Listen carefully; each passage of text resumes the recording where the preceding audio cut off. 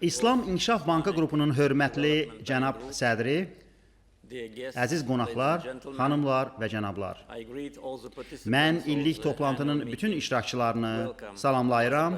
Azərbaycana xoş gəlmisiniz.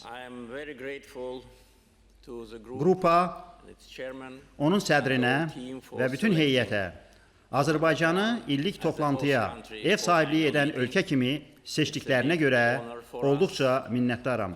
Bu bizim üçün böyük şərəfdir və aramızda güclü əlaqələrin olmasını bir daha göstərir. Mən Azərbaycanda islahatlara verdiyi davamlı dəstəyə, bankın gələcəyə doğru irəliləməsində planlarına və ölkəmizə səmimi münasibətinə görə cənab sədr Doktor Əl-Cəsirə şəxsən təşəkkürümü bildirmək istərdim. Doktor Əl-Cəsir artıq Azərbaycana dəfələrlə səfər edib və həmçinin 2 dəfə azad edilmiş ərazilərdə olub. Bu isə hamımızda xüsusi məmnunluq yaradır.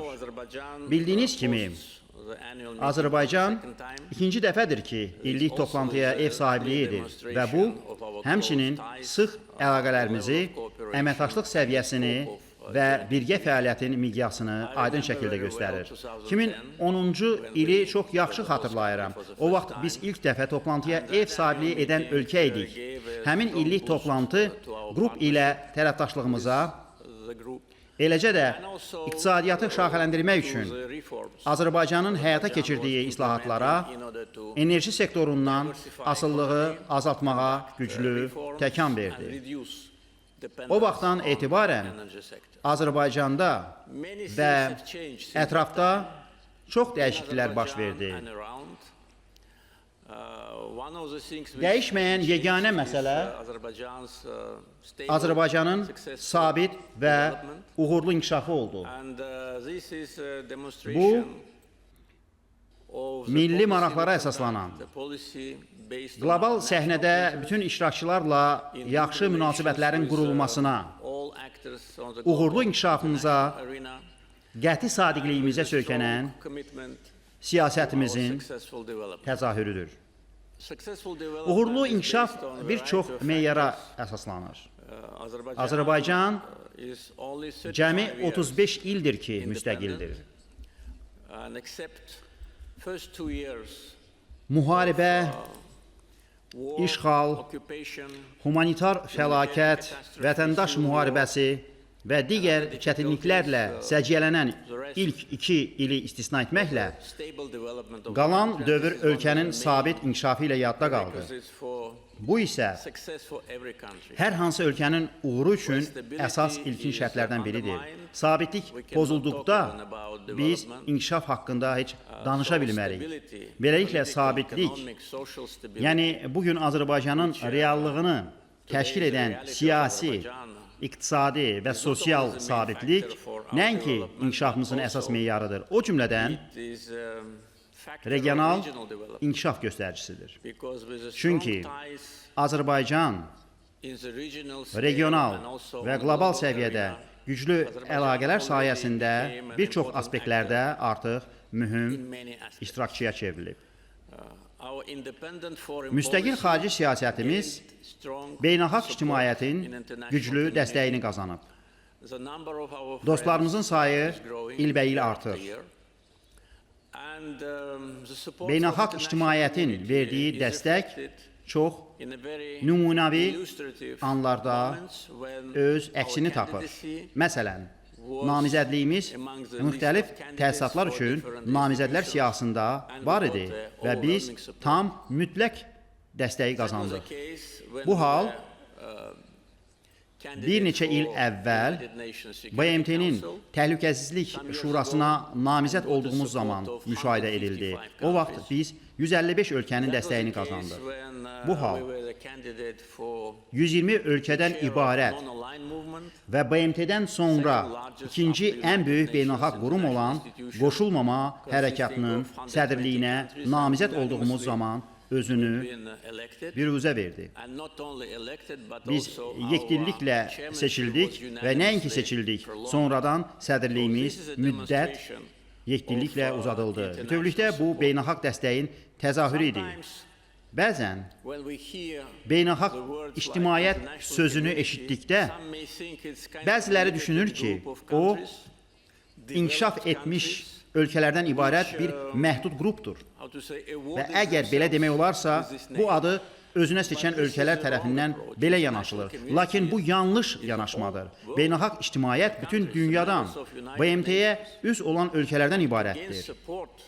Dünyanın tam mütləq əksəriyyətinin dəstəyini qazanmaq artıq söylədiyim kimi həqiqətən yalnız bəyanatlar əsasında deyil, praktiki addımlara əsaslanan hörməti göstərir.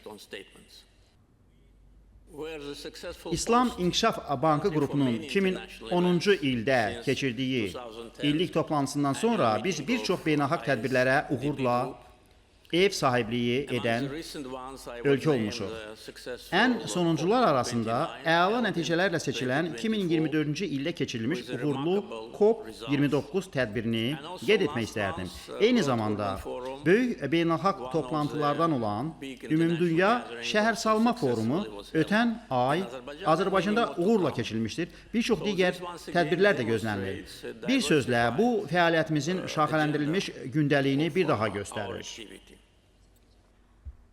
Azərbaycan, Avrasiya ölkələrini birləşdirən, xüsusən də enerji təchizat zəncirlərinin etibarlı olmadığı, o cümlədən enerji təhlükəsizliyinin hər bir ölkənin milli təhlükəsizliyinə çevrilən əsas amillərdən biri hesab edildiyi bir vaxtda, onlara lazımi enerjini təchiz edən iri miqyaslı enerji infrastrukturu layihələrini irəli sürən, maliyyələşdirən və icra edən qlobal sahənin mühüm iştirakçısına çevrilib. Çox müsbət sərmayə siyasəti müxtəlif sahələrə, o cümlədən enerji sahəsinə, Xəzər dənizini Qara dəniz və Aralıq dənizi ilə birləşdirən, Xəzərdə hasil olunan qazın Avropa bazarlarına çıxaran boru kəmərlərinin çəkilməsinə milyardlarla vəsaiti cəlb etməyə imkan yaratmışdır. Bu, həqiqətən böyük səylər, diplomatiya, siyasi münasibət, qonşularla yaxşı münasibətlər, qonşuların qonşusu ilə əlaqələr, maliyyələşmə, yaxşı nüfuz və güclü iqtisadiyyat tələb edirdi. Beləliklə, həmin meyarlar toplusu hazırda Azərbaycana mühüm enerji təchizatçılardan birinə çevrilmək imkanı yaratdı. Təbii qaz təchizatı ilə bağlı, bugün Azərbaycan boru kəməri ilə qaz təchizatının coğrafiyası baxımından birinci yerdədir. Biz təbii qazı 16 ölkəyə nəql edirik. Onların sayı ilbəil artır və artmaqda davam edəcək. Neft təchizatı daha çox ölkələri əhatə edir və bu hasilatçı, tranzit ölkələrə və istehlakçıların hamısına fayda gətirir. Beləliklə, bu yaradılmış komanda işidir və həqiqətən layihələrin mürəkkəb icrası, maliyyələşməsi, relyefi, qarşımızda olan müxtəlif siyasi maneələr baxımından unikaldır. Biz əsasən infrastruktura sərmayə yatıraraq diqqətimizi təkcə ölkə daxilindəki infrastruktur üzərinə yox, ölkə daxilində olan beynəlxalq əhəmiyyətli infrastruktura cəmlədik. Digər sözlə, biz bildiyiniz kimi Azərbaycanı açıq dənizə çıxışı olmayan ölkədən beynəlxalq nəqliyyat qovşağına çevirməyə, güclü nəqliyyat infrastrukturunu qurmaq üçün coğrafiyamızdan bünövrə kimi istifadə etməyə çalışdıq. Çünki əlbəttə Coğrafiya önəmlidir, lakin onun üzərinə infrastrukturu əlavə etməsək, böyük bir çəkisi olmur. Odur ki, bugün Azərbaycandan keçən şərq, qərb və şimal-cənub dəhlizləri sayı artmaqda olan ölkələr üçün çox önəmli təchizat marşrutlarını təmin edir. Sadəcə xəritəyə nəzər salsaq, görərik ki, Azərbaycan Avropa və Asiyanın arasında yerləşir. Coğrafi yerləşmə, əlbəttə ki, gündəlikdən asılı olaraq baş ağrısı da ola bilər, üstünlük də ola bilər. Bizə gəldikdə, bu təkcə bizim üçün yox, bir çox ölkələr üçün üstünlükdür. Bugün artıq qeyd etdiyim kimi, Azərbaycandan keçən dəhlizlər bir çox ölkələr üçün əlaqələndirilmiş və razılaşdırılmış nəqliyyat və tərini yaradır. Əlbəttə ki, bir çox işlər görülməlidir və yeri gəlmişkən bu bizim prioritetlərimizdən biridir. Azərbaycanın iqtisadi inkişafı müsbətdir və qeyd etdiyim kimi iqtisadiyyat sabitdir.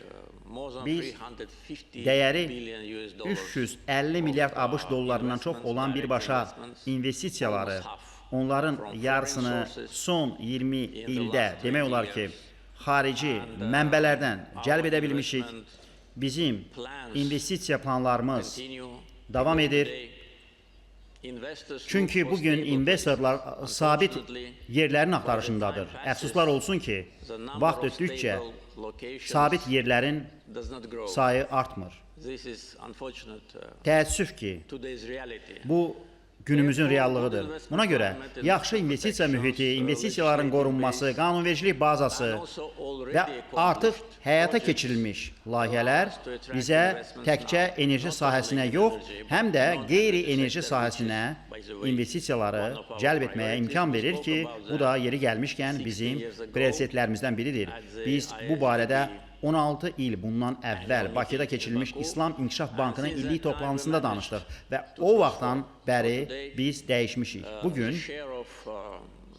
qeyri-neft və qaz sektorunun ÜDM-də payı 70%-dən artıqdır ki, bu da özlüyündə əlamətdar bir nailiyyətdir. Lakin biz ixracımızda neft, qaz və qeyri-neft və qaz sektorunun balansının dəyişdirilməsini davam etdirmək üçün gərgin çalışmalıyıq.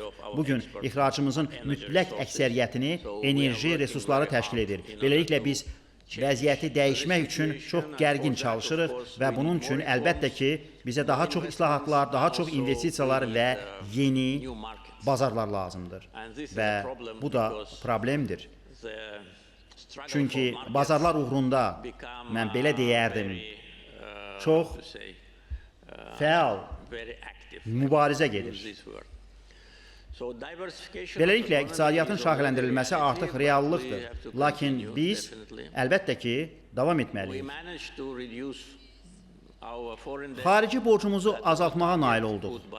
Bu, mənim tərəfimdən bir neçə il bundan əvvəl qarşıya qoyulmuş bir hədəf idi və biz bunu etdik və hətta planlaşdırdığımızdan artığına nail olduq. Bugün xarici borcumuz ÜDM-in yalnız 6%-ni təşkil edir.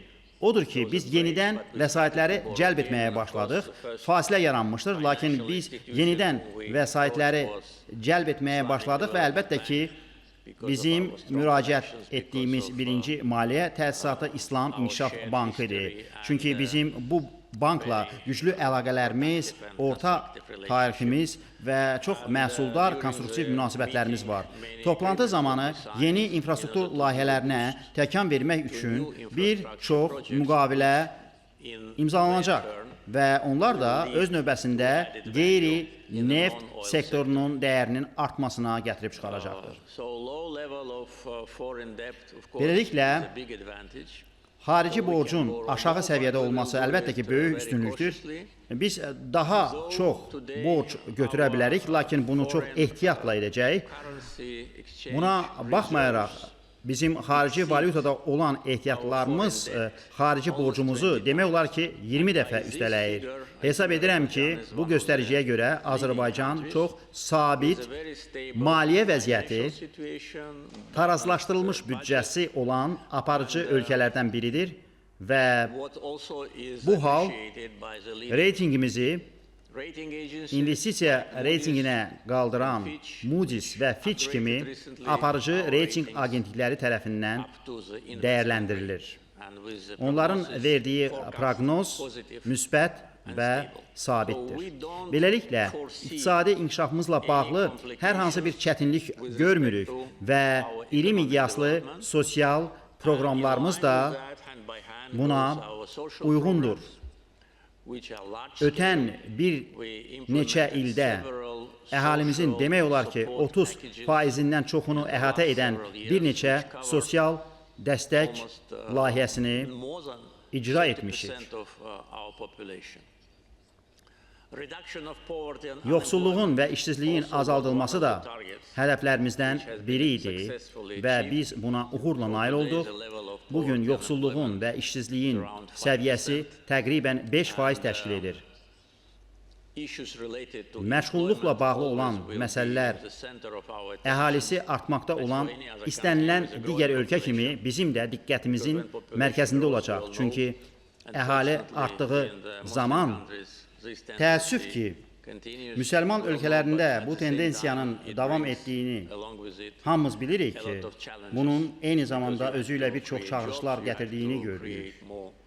Çünki siz iş yerləri yaratmalısınız, daha çox sosial infrastruktur və ümumiyyətlə infrastruktur qurmalısınız.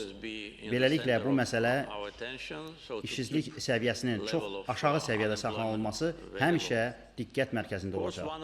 Əlbəttə ki, 2010-cu ildə keçirdiyimiz toplantıdan bəri baş vermiş əsas dəyişikliklərdən biri Azərbaycanın ərazi bütövlüyünü və suverenliyini bərpa etməsidir. 90-cı illərin əvvəllərində torpaqlarımız işğal edilmişdir və bu da humanitar fəlakətə yol açmışdır. 90-cı illərin əvvəllərində bizim 1 milyon qaçqın və məcburi köçkünümüz var idi. O vaxt əhalimiz 8 milyon idi. Beləliklə, hər 8 nəfərdən biri məcburi köçkün, evsiz, işsiz, yaşamaq üçün heç bir maddi imkanı olmayan idi. Bu, həqiqi humanitar fəlakət idi və biz tək qalmışdıq. Müharibə cinayətlərini və Xocalı soyqırımını törətmiş, bizim şəhər və kəndlərimizi dağıtmış, işğal olunmuş ərazilərdə urbisit törətmiş Ermənistana qarşı sanksiya tətbiq olunmadı. Bugün biz sanksiyalar haqqında eşidirik. Sanksiyalar və yenə də sanksiyalar hər gün eşidirik. Haradasa hər hansı bir hadisə baş verən kimi dərhal sanksiyalar tətbiq olunur. Lakin Ermənistana qarşı heç kəs sanksiyalar tətbiq etmədi və bu ikili standartların həmçinin bəyan edilən qondarma dəyərlərlə real siyasət arasındakı fərqin açıq təzahürüdür. Əgər beynəlxalq hüququ pozduğuna, suveren dövlətin ərazilərini işğal etdiyinə və müharibə cinayətləri törətdiyinə görə Ermənistana qarşı sanksiyalar tətbiq edilsəydi, iki ölkə arasında münaqişə bu qədər uzun sürməzdi. Bu münaqişə təxminən 30 il davam etdi və bu illər ərzində çox saylı, nəticəsiz, sonsuz və mənasız danışıq raundları aparıldı. Həmin danışıqlara himayədarlıq edənlərin yalnız bir məqsədi var idi. Torpaqlarımızı əbədi olaraq Ermənistanın işğalı altında saxlamaq. Sülhün təmin edilməsi və ərazilərimizin azad olunması mandatını daşıyanların məqsədi məhz bundan ibarət idi. Mən ATƏT-in Minsk qrupunun həmsədrlərini, BMT Təhlükəsizlik Şurasının 3 daimi üzvü olan Fransanı Rusiyanı və Amerika Birləşmiş Ştatlarını nəzərdə tuturam. Təsəvvür edin, bu ölkələr Ermənistanı Azərbaycan ərazilərini azad etməyə məcbur edə bilməzdimi? Əlbəttə ki, edə bilərdilər. Sadəcə bunu istəmirdilər. Onlar torpaqlarımızın Ermənistanın işğalı altında qalmasını istəyirdilər. Bu onların birgə qərarı idi. Lakin biz bu planları dəyişdirdik. Danışıqlar prosesinin ilkin mərhələsində böyük ümidlərimiz var idi. Mən 2003-cü ildən prezident kimi fəaliyyət göstərirəm və 17 il ərzində dediyim kimi sonradan nəticəsiz olduğu aydın olan bu danışıqlarda şəxsən iştirak etdim. Sülh yolu ilə həll variantını tapmağa və böyük dövlətləri həqiqətin bizim tərəfimizdə olduğuna inandırmağa çalışdım. Biz deyirdik, haqq bizim tərəfimizdədir. Biz işğala məruz qalmışıq. Xəritəyə baxın, Ermənistanın silahlı qüvvələrinin bizim ərazimizdə harada yerləşdiyini görün. Bunun müqabilində isə yalnız bir cavab alırdıq. Gedin, razılaşın. Birinci mesaj. İkinci mesaj. Bu münaqişənin hərbi həlli yoxdur. Üçüncü mesaj. Siz müharibəyə başlaya bilməzsiniz. Dördüncü mesaj. Əgər müharibəyə başlasanız, sanksiyalara məruz qalacaqsınız. Və bunun kimi çox sayılı başqa mesajlar verilirdi. Sadəcə vaxtınızı çoxalmaq istəmirəm. Beləliklə, dünya siyasətində qərar verən qüvvələrin torpaqlarımızın qeyri-qanuni şəkildə əbədi işğal altında qalmasına qərar verdiyini anladığımız zaman biz öz qərarımızı verdik və bütün planları dəyişdik. 2020-ci ildə torpaqlarımızın azad olunması uğrunda müharibə 44 gün davam etdi və Ermənistanın kapitulyasiyası ilə nəticələndi. Biz işğal altında olan ərazilərimizin böyük hissəsini azad etdik, lakin hamısını deyil. Daha sonra 2023-cü ildə bu məsələyə tam və qəti nöqtə qoyduq. Bugün Azərbaycanın ərazi bütövlüyü və dövlət suverenliyi tam şəkildə bərpa olunub və bu bütün dünya tərəfindən qəbul edilir. Bundan sonra isə biz Ermənistana sülh təklif etdik. İşğal və dağıntılardan əziyyət çəkmiş qalib ölkə və qalib xalq olaraq sülh təşəbbüsü ilə çıxış edən tərəf məhz biz olduq. Bugün isə artıq sülh reallığa çevrilib. Artıq təxminən bir ilə yaxındır ki, biz sülh şəraitində yaşayırıq və bunun müsbət nəticələrini görürük. Ermənistanın işğalçı qüvvələrinin xalqımıza və şəhərlərimizə qarşı törətdiklərini heç vaxt unutmayacağıq. Onların 65 məscidi dağıtmasını, xalqımızın dini hisslərini təhqir etmək məqsədi ilə məscidlərdə heyvan, o cümlədən donuz saxlamalarını heç vaxt unutmayacağıq. Biz Xocalı soyqırımını da heç vaxt unutmayacağıq. Lakin gələcəyə baxmağı bacarmalıyıq. Biz qisasımızı döyüş meydanında aldıq və bu kifayətdir. Müharibə dayanmalı idi və onu dayandıran da biz olduq. Güclü tərəf olaraq biz müharibəyə son qoyduq və sülh təklif etdik. Beləliklə, bugün sülh artıq reallıqdır. Ərazilərimizi azad etdikdən dərhal sonra geniş miqyaslı bərpa və yenidən qurma proqramına başladıq. Bugün artıq Qarabağ və Şərqi Zəngəzurda təxminən 90 min insan yaşayır, çalışır və təhsil alır. Müxtəlif infrastruktur və yaşayış layihələrinin həyata keçirilməsi üçün dövlət büdcəsindən 15 milyard ABŞ dollarına artıq vəsait ayrılıb. Bütün maliyyə mənbələri nəzərə alındıqda isə azad edilmiş ərazilərə yönəldilən ümumi investisiyaların həcmi 17 milyard ABŞ dollarına yaxındır. Hazırda geniş miqyaslı infrastruktur layihələri həyata keçirilir. Bunlara su anbarları, su kanalları, elektrik stansiyaları, artıq istifadəyə verilmiş beynəlxalq hava limanları, tunellər və körpülər daxildir. Azad edilmiş ərazilərin yenidən qurulması istiqamətində bizim səylərimizi dəstəklədiyinə görə İslam İnkişaf Bankı qrupuna minnətdarıq. Bugün bu məsələ hökumətimizin əsas prioritetlərindən biridir, lakin yeganə prioritet deyil. Əminəm ki, qrup çərçivəsində aparılan müzakirələr zamanı bu mövzular geniş şəkildə nəzərdən keçirilib. Mən yalnız gələcəyə dair bir neçə prioritet istiqaməti xüsusi vurğulamaq istəyirəm. Onlardan biri, qeyd etdiyim kimi, bağlantıdır. Biz Azərbaycanı daha da güclü nəqliyyat, logistika mərkəzinə çevirməyə davam etməliyik. Məqsədimiz Azərbaycan üzərindən daşınan yüklərin həcmini 2 dəfə artırmaqdır. Hazırda bu göstərici təxminən 14-15 milyon ton təşkil edir və biz bu rəqəmi 2 qat artırmağı hədəfləyirik. Əlbəttə, bunun hamısı yalnız bizdən asılı deyil. Bu həm geosiyasi vəziyyətdən, həm də regiondakı ümumi şəraitdən asılı olacaq. Lakin bunlar bizim planlarımızdır. Ərzaq təhlükəsizliyi ilə bağlı planlarımız da tam aydındır. Kənd təsərrüfatının inkişafına dair yaxın zamanda qəbul edilmiş dövlət proqramı çərçivəsində əsas istehlak məhsulları üzrə maksimum özünü təmin etmə səviyyəsinə nail olmağı planlaşdırırıq.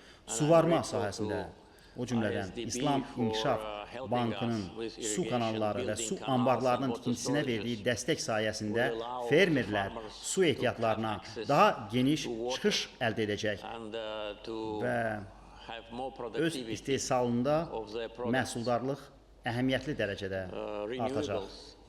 Bərpa olunan enerji həmçinin böyük potensiala malik sahələrdən biridir. Beynəlxalq və yerli şirkətlərlə artıq imzalanmış müqavilələr 2032-ci ilədək ölkəmizə 8 gigavat həcmində günəş və külək enerjisi istehsal gücü qazandıracaq. Bu, minimum göstəricidir. Söhbət niyyət protokollarından deyil, artıq imzalanmış konkret müqavilələrdən gedir və bu rəqəm gələcəkdə daha da artacaq. Hazırda biz ötürücü xətlərin yaradılması və enerji ixracı istiqamətində çalışırıq. Çünki qeyd etdiyim kimi, bu qədər enerjiyə ehtiyacımız olmayacaq. Buna görə də enerjiyə ehtiyacı olan bazarlara, ilk növbədə Avropaya enerji ötürülməsini təmin edəcək infrastruktur üzərində işləyirik. Hamıya məlumdur ki, Avropanın uzun illər ərzində elektrik enerjisinə böyük ehtiyacı olacaqdır. Bütün bunlar, eləcə də bir çox digər istiqamətlər strateji prioritetlərimiz sırasında yer alır və əminəm ki, planlarımızın böyük hissəsi artıq auditoriyanın diqqətinə çatdırılıb. Vaxtınızı çox almaq istəmirəm. Bir daha Azərbaycanı ev sahibi ölkə kimi seçdiyinizə, bizimlə bir yerdə olduğunuza və göstərdiyiniz dəstəyə görə minnətdarlığımı bildirir, illik toplantının uğurla keçməsini arzulayıram. Çox sağ olun.